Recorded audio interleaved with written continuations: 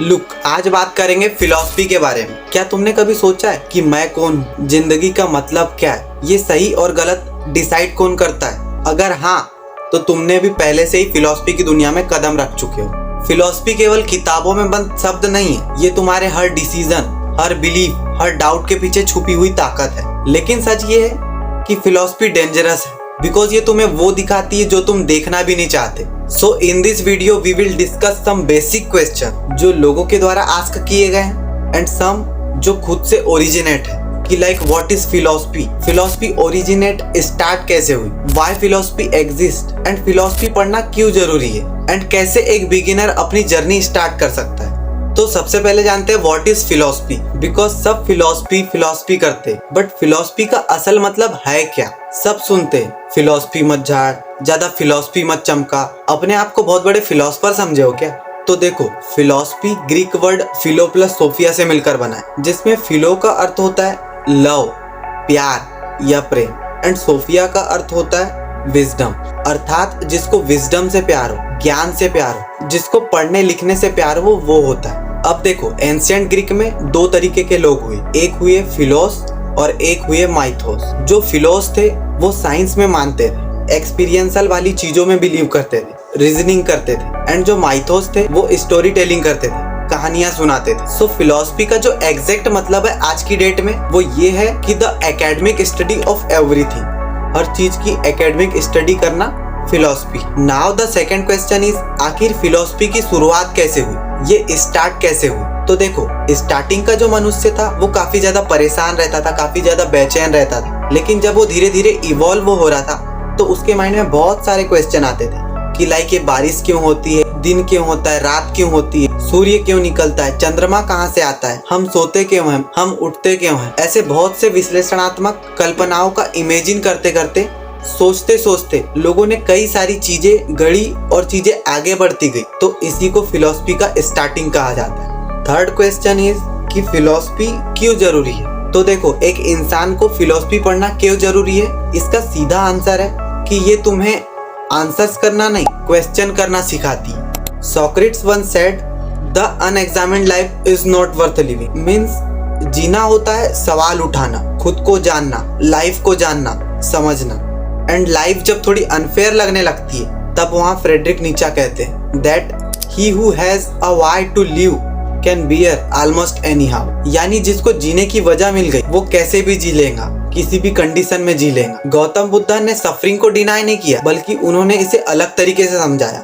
उन्होंने समझाया desire leads to attachment, attachment leads to suffering and all are interconnected.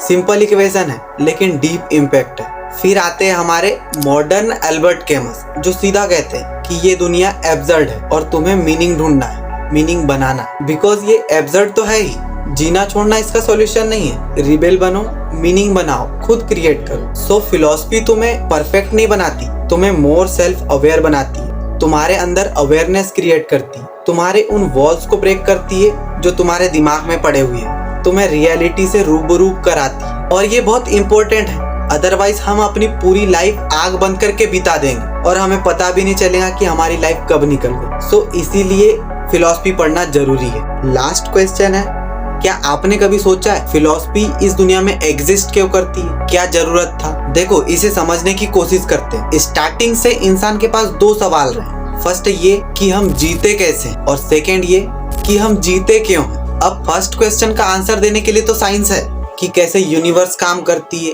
कैसे body function करता है, कैसे मेडिसिन बनते हैं, कैसे इलाज होता है। लेकिन फिलॉसफी इसके सेकंड क्वेश्चन पर ज्यादा फोकस करता है कि दैट व्हाई लाइफ मैटर्स, क्या पर्पस है, क्या सही है, क्या गलत है। सोक्रेटिस कहते हैं एक ऐसा लाइफ जिसमें क्वेश्चन मार्क नहीं है वो जीने योग्य नहीं है। दैट मीन्स अगर हम अपनी लाइफ और चॉइस पर क्वेश्चन नहीं करते तो हम सिर्फ एग्जिस्ट कर रहे हैं, जी नहीं रहे। प्लेटो ने भी अपनी एलेगरी ऑफ द केव में लिखा है कि रियलिटी को समझने के लिए हमें इल्यूजन को तोड़ना बहुत जरूरी है। फिलॉसफी का और एक एंगल है एथिक्स। यहाँ इमैनुअल कांट का कैटेगोरिकल इंपेरेटिव बोलता है कि हर इंसान को इक्वली ट्रीट करो, उसे कभी मीन्स की तरह यूज मत करो। एंड दोस्तोवस्की ने हमें सिखाया कि ह्यूमन केवल रेशनल क्रिएचर नहीं है बल्कि एक इमोशनल और मोरल बीइंग है। और नीचे ने तो ये भी प्रूव कर दिया कि अगर गॉड की सर्टेनिटी नहीं है तो हमें खुद के मॉरल्स एंड वैल्यूज बनाने चाहिए। तो इसका सीधा आंसर है कि फिलॉसफी इसीलिए एग्जिस्ट करती है बिकॉज इंसान को सर्वाइव करने के लिए सिर्फ साइंस जरूरी नहीं है,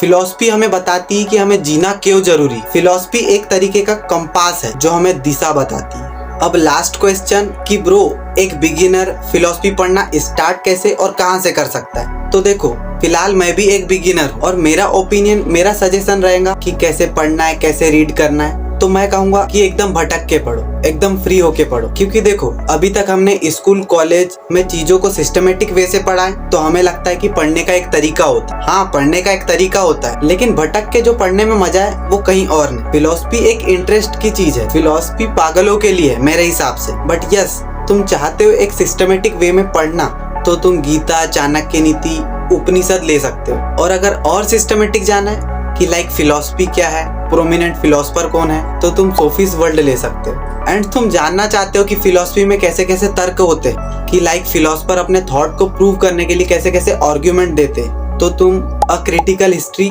ऑफ वेस्टर्न फिलॉसफी ले सकते हो। एंड मोस्ट इंपोर्टेंट थिंग, अगर आपको भारतीय फिलॉसफी के 6 आस्तिक और 3 नास्तिक स्कूल ऑफ फिलॉसफी को जानना चाहते हो तो तुम an introduction to Indian philosophy ले सकते हो। बट अगेन मैं कहूंगा कि भटक के पढ़ो। एंड यस, अगर तुम चाहते हो इस पे डिटेल्ड वीडियो देन कमेंट में। गुड बाय, मिलते हैं ऐसी ही नई वीडियो के साथ।